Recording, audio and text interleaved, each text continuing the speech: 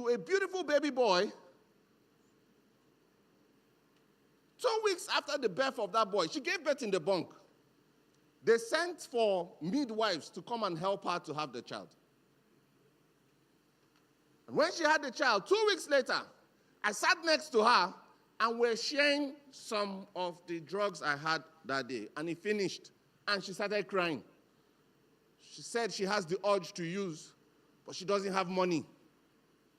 One of the dealers asked her if she will sell her baby. And then I was sitting next to her, and I was expecting to hear no. But then she sold her baby in exchange for drugs.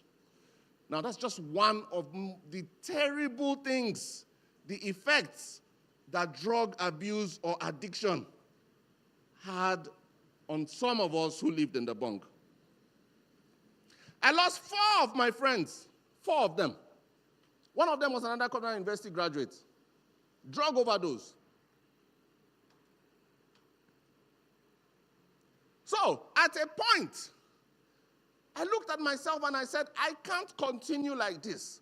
Every morning I wake up, I go out to beg, and then I come back to use the money on drugs. I made a list of all the people I had known from church, from childhood to my university days. And I always call them to tell them lies. Hello, David, how are you? Fine. My mom has kidney disease. Can you borrow me 100,000?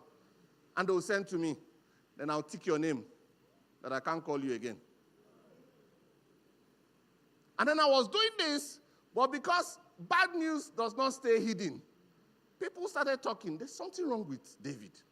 He just calls out of the blues and asks for money. And somebody will say, he told me his mother is sick, but I saw his mother in church on Sunday. So people stopped giving me money. So I started begging on the streets.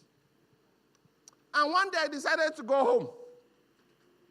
This was almost 2 years into my drug use, which is consistent with what research has showed us, that most times before parents discover that their children or people under them